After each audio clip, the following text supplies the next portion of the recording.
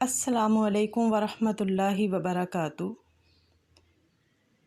कैफ़ा हालुकुम व हालुकुन्ना अना बिखैर वल्हम्दुलिल्लाहि रब्बिल आलमीन। नहनु नक़रअ दर्सु सादिस। जी, आज हम सबक नंबर 6 पढ़ेंगे। ये सफ़ा नंबर 49 पे है, सफ़ा नंबर 49 पे है। ये एक नया सबक है। इसमें जो कॉन्सेप्ट है वो इसम आकिल और इसम गैर आकिल का है। इसम आकिल और इसम गैर आकिल का कॉन्सेप्ट है बच्चों, ये एक नया कॉन्सेप्ट है। पिछले चैप्टर्स के साथ इसका लिंक नहीं बनता। पिछले चैप्टर्स में आपने मुख्तलिफ़ चीज़ें पढ़ी, वाही जमा पढ़े, अल्फाज मायनी पढ़े, ज़मायर पढ़ी और वाही जमा मुज़क्कर, वाही जमा मुअन्नस और ज़मायर भी दोनों तरह की पढ़ी। लेकिन इस चैप्टर में कुछ ऐसा नहीं है, तमाम चीज़ें मुख्तलिफ़ हैं। इस चैप्टर में आप इसमें आकिल और इसम गैर आकिल का कॉन्सेप्ट पढ़ेंगे। इसके अलावा मैं आपको तर्जुमा पढ़ाऊँगी और तमरीनुल अव्वल। इसमें तमरीनुल अव्वल के बारे में भी मैं आपके साथ डिस्कशन करूँगी। अब मैं आपको बताती जाऊँ कि इसम आकिल और इसम गैर आकिल क्या है। सबसे पहले मैं आपको इसम आकिल के बारे में बताऊँगी। इसम आकिल में इंसान और फरिश्ते शामिल हैं। इसम आकिल क्या है? इसम आकिल में इंसान और फरिश्ते शामिल हैं। और जब हम इसकी जमा बनाएंगे इस चैप्टर के अंदर या कहीं भी जब आप देखते हैं कि इसम आकिल है तो उसकी रूटीन की जमा बनती है। जैसे हाज़ा वलद, आप तस्वीर देख रहे हैं, एक बच्चे की तस्वीर है, हाज़ा वलद। इसकी जब मैं जमा बनाऊंगी तो मैं हाउलाई औलाद लिखूंगी, हाउलाई औलाद। इसी तरह ये एक डॉक्टर की तस्वीर है, हाज़ा तबीब, और इसकी जब मैं जमा बनाऊंगी, रूटीन की जमा हाज़ा की जमा हाउलाई होता है, हाउलाई अतिब्बा। ये एक बच्ची और एक माँ की तस्वीर है। बच्ची के लिए अरबी में बिन्त का लफ्ज़ इस्तेमाल किया जाता है या तिफ़ला का लफ्ज़ इस्तेमाल किया जाता है। मैं कह सकती हूँ हाज़िही तिफ़ला, और जब मैं इसकी जमा बनाऊंगी तो मैं हाउलाई तिफ़लात या हाउलाई बिनात। अब ये एक माँ की तस्वीर है, हाज़िही इसकी जमा बनाते हुए हाउलाई उम्माहात। रूटीन की हर जो इसकी जमा है वो रूटीन की आ रही है। अब ये एक बच्ची ही है, इसको हमने पीछे भी डिस्कस कर लिया है। अगली तस्वीर को देखते हैं। एक उस्ताद है, हाज़ा मुदर्रिस। इसकी जमा बनाते हुए हाउलाई मुदर्रिसून, हाउलाई मुदर्रिसून। ये सिंपल कॉन्सेप्ट है, ये चीज़ें आपने पढ़ी हैं, इन चीज़ों से आप वाकिफ़ हैं। लेकिन अब आप हैरान होंगे कि आप जब इस चैप्टर में आप जमा बनाने जा रहे हैं तो आप हाउलाई क्यों नहीं लगा रहे और आप हाज़ी ही क्यों लगा रहे हैं। वो जब हम इसमें गैर आकिल पढ़ेंगे तो फिर हमें उसकी समझ पूरी तरह आ जाएगी। आपने इसमें आकिल के बारे में तो पढ़ लिया कि इसमें आकिल में इंसान और फरिश्ते शामिल हैं। इसके अलावा बेटे और भी बेशुमार मिसालें हैं। मैं दोबारा इसमें आकिल के बारे में बता दूं। इसम आकिल में इंसान और फरिश्तों के अलावा कोई चीज़ शामिल नहीं है, सिर्फ इंसान और फरिश्ते। अब हमने यहाँ पे चंद तस्वीर देखी हैं, इसके अलावा बेशुमार रिश्ते हैं, जैसे बाप है, दादा दादी, नाना नानी, चचा फूफो, खाला खालू, मामू। इसके अलावा और भी बेशुमार चीज़ें हैं। तो उसकी भी जब हम जमा बनाएंगे, जमा के साथ हम हाउलाई लिखेंगे। अब इसमें आकिल का आपने पढ़ लिया। अब इसमें गैर आकिल के बारे में मैं आपको बता दूं। ये चंद तस्वीर है यहाँ पे। जैसे ये घर है, घर को अरबी में बैत कहते हैं। हाजा बैत। अब इसकी जमा जब मैं बनाऊंगी तो हाउलाई बुयूत नहीं लिखूंगी बल्कि हाजिही बुयूत लिखूंगी। क्यों मैं हाजिही बुयूत लिखूंगी? क्योंकि इसमें गैर अक़ल की बात कर रही हूँ और इसमें गैर अक़ल में मैंने आपको बताया है कि इसमें गैर अक़ल जो है वो इंसानों और फ़रिश्तों के अलावा कायनात की जितनी भी चीज़ें हैं वो इसमें गैर अक़ल कहलाती हैं।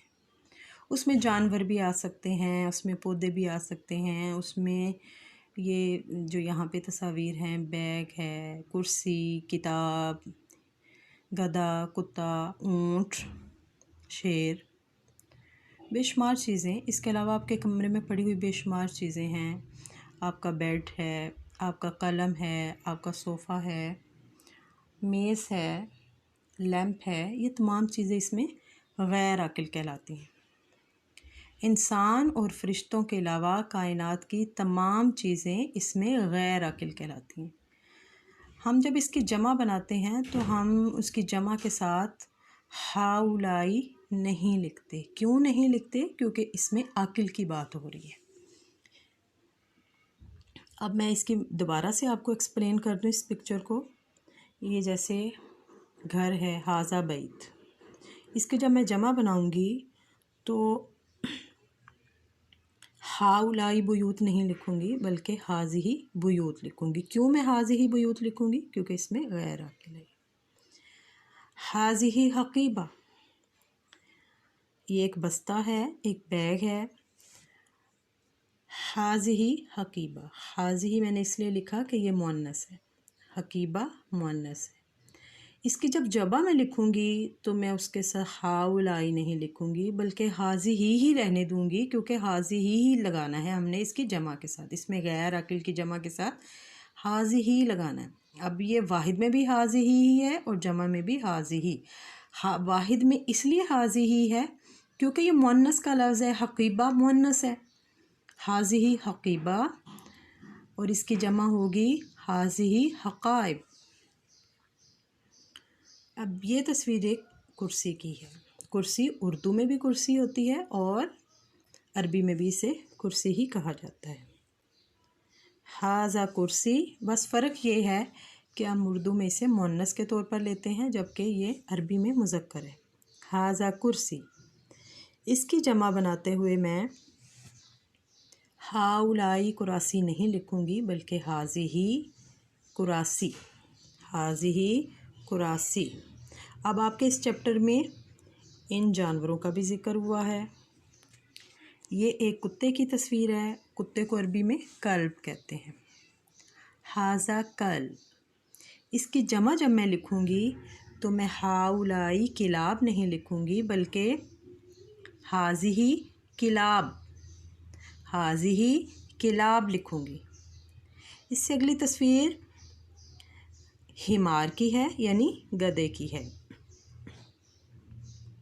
हाजा हिमार, इसकी जबा जब मैं लिखूंगी हाउलाई हिमार नहीं लिखूंगी, हाजी ही हुमुर लिखूंगी, हाजी ही हुमुर। आखिरी तस्वीर किताब की है। कुर्सी की तरह किताब भी अरबी का लफ्ज़ है, अरबी में भी इसको किताब कहते हैं और उर्दू में भी इसे किताब कहते हैं। बस फ़र्क ये है कि किताब अरबी में मुज़क्कर है और उर्दू में मुअन्नस है। हाजा किताब, हाजा किताब, इसकी जमा हाउलाई कुतुब नहीं होगा, हाज़िही कुतुब, हाज़िही कुतुब। जी, मेरा ख़्याल है इन तस्वीरों के ज़रिए और इसको एक्सप्लेन करने के बाद आप इस नतीजे पर पहुँचे होंगे कि हमने जब इसमें आकिल की जमा बनानी है तो उसके साथ हमने रूटीन की जमा लिखनी है। जैसे अगर हाजा है तो हाउलाई, और अगर हाजी ही है तब भी हाउलाई। जी, इसमें आकिल और इसमें गैर आकिल में हम थोड़ा सा फ़र्क दोबारा से समझ लें थोड़ा सा तो नहीं है, खैर बहुत ज़्यादा फ़र्क है कि हम इसमें आकिल की जब जमा बनाते हैं, इसमें आकिल में इंसान और फरिश्ते शामिल हैं। जब हम उसकी जमा बनाते हैं तो हाउलाई लिखते हैं, चाहे हाजा लिखा हो या हाजी ही लिखा हो, वाहिद के साथ हाजा हो या हाजी ही हो। और इसमें गैर आकिल में वाहिद के साथ हाजा है या हाजी ही है, जब हम उसकी जमा बनाते हैं तो हाजी ही लिखते हैं सिर्फ। हाँ, वाहिद के साथ हाजा या हाजी ही लिखा हुआ है, उसकी जमा बनाते हुए हम सिर्फ हाजी ही लिखेंगे।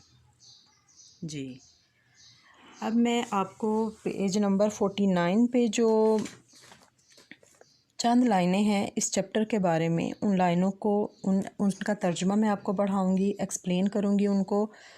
चंद चीज़ें हैं, चंद बातें हैं, लेकिन उसके अंदर इसमें आकिल और इसमें गैर आकिल पूरी तरह वाज़िया हो जाता है। इस चैप्टर में असल में हमने पढ़ना तो सिर्फ़ इसमें गैर आकिल ही है, लेकिन जब तक आपको इसमें गैर आकिल का और इसमें आकिल का पूरी तरह समझ नहीं होगी, आप इसमें गैर आकिल को भी सॉल्व नहीं कर सकते। आप उसकी तमारीन को सॉल्व नहीं कर सकते, मुश्किल हो जाता है। जी, अब मैं आपको तर्जुमा पढ़ाऊँगी इस चैप्टर का। आप सफ़ा नंबर 49 खोलेंगे और अदर्सुस सादिस खोलेंगे, यानी छठा सबक। मैंने कुछ इम्पोर्टेंट चीज़ें जो इस चैप्टर में हैं, इसमें गैर आकिल को जो शो कर रही है, मैंने उन्हें पहले ही अंडरलाइन किया हुआ है। जी, ये छोटा सा चैप्टर जो है ये भी मुकालमा से शुरू होता है। इसमें छोटा सा मुकालमा है उस्ताद और तालिब इल्म के दरमियान। दो तालिब इल्म है इसके अंदर, मोहम्मद और अली। जी, उस्ताद साहब पूछ रहे हैं, अल मुदर्रिस उस्ताद, लिमन हाजिहिल अक़लाम, लिमन किसकी हैं, लिमन किसकी हैं, हाजिहिल अक़लाम ये कलम या ये पेन, या मोहम्मद ए मोहम्मद, मोहम्मद मोहम्मद जो कि स्टूडेंट है वो अब जवाब दे रहा है, हिया ली या उस्ताद, ए उस्ताद मोहतरम ये मेरी हैं, ए उस्ताद साहब ये मेरी हैं।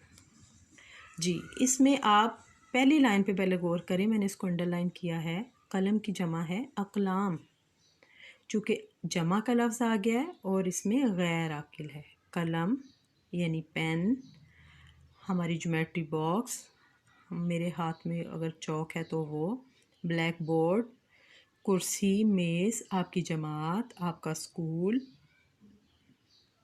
आपके स्कूल का दरवाज़ा, गेट, आपकी विंडोज़, आपके क्लास में पढ़े हुए बेशुमार चीज़ें हैं क्लासरूम के अंदर पढ़ी हुई, वह तमाम की तमाम इसमें गैर आकिल है।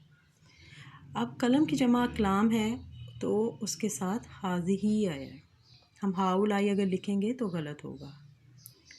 अब यहाँ पे ज़मीर इस्तेमाल हुई है हिया, हिया जो है वो हाज़िल अक़लाम के लिए इस्तेमाल हुई है। चूँकि इसमें गैर आकिल है इसलिए उसके लिए ज़मायर जो इस्तेमाल होंगी वो भी वाहिद मुअन्नस ही आएंगी। मोहम्मद, हिया ली या उस्ताद, ए उस्ताद मोहतरम ये मेरी हैं। अब अगली लाइन में उस्ताद साहब फिर पूछ रहे हैं, अल मुदर्रिस उस्ताद, हिया जमीलतुन जिद्दन ये बहुत ही खूबसूरत हैं।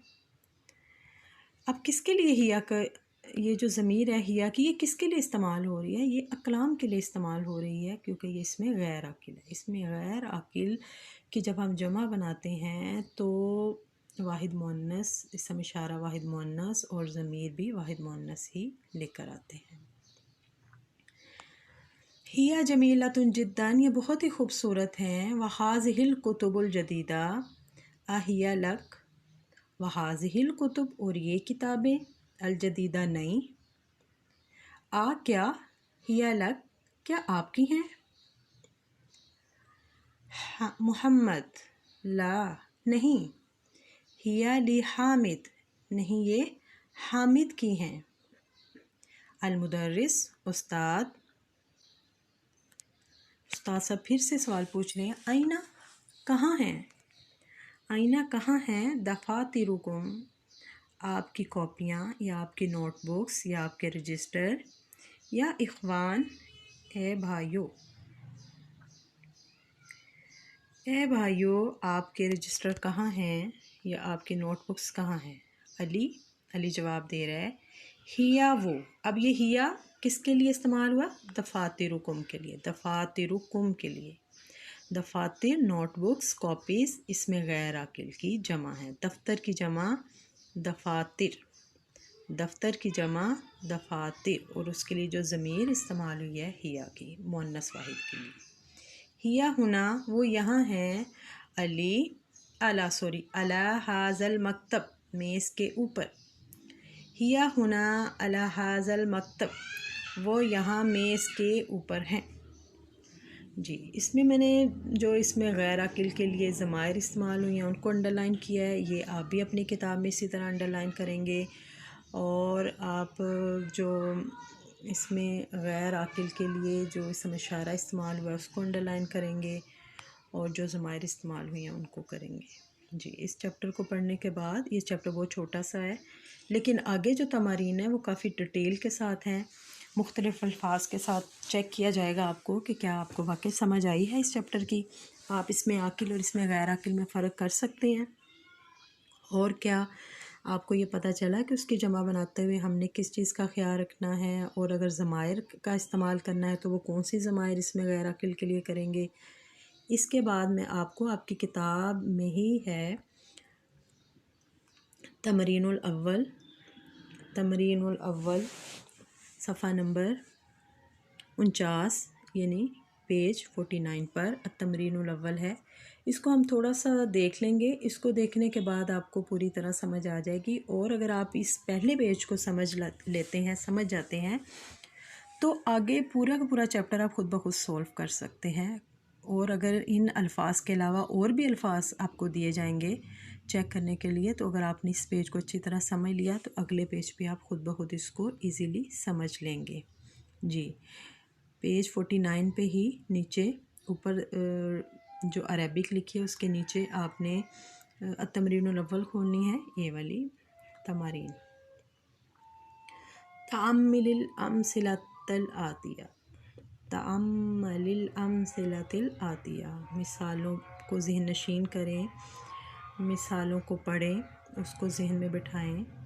रीड द फॉलोइंग एग्जाम्पल्स, मिसालों को पढ़ें, उसे जहन नशीन करें, इसको समझें, इस पे गौर करें। एक अक्लमंद इंसान जब किसी चीज़ को गौर से देखता है तो उसे समझ आ जाती है। यहाँ पे वाहिद और जमा का कॉन्सेप्ट इसमें आकिल और इसमें गैर आकिल के साथ दिया गया है।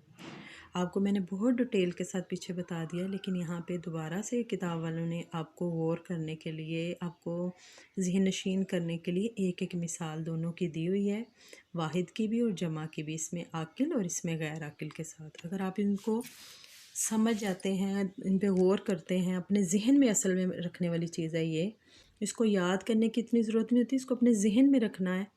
और जब आप अपने इसको ज़हन में बैठा लेते हैं तो फिर किसी भी तरह के जुमले आपको दिए जाएं आप उनको सॉल्व कर लेते हैं। जी, अल-मुफ़रद, ये मिसाल इसमें आकिल की है। हाज़ा त्वालिब, ये त्वालिब इल्म है। त्वालिब इल्म आपको पता स्टूडेंट को कहते हैं, और इसमें आकिल है। हाज़ा त्वालिबुन जदीद, ये एक नया तालिब इल्म है।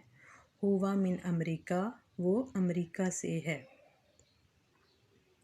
इसकी जमा देखें, हाज़ा की जमा हाउलाई होती है, हाउलाई लिखी हुई है। क्यों इसके साथ हमने हाउलाई लिखा है? क्योंकि तालिब इल्म जो है वो इसमें आकिल है। जी, तालिब की जमा तुलाब है, वो लिखी।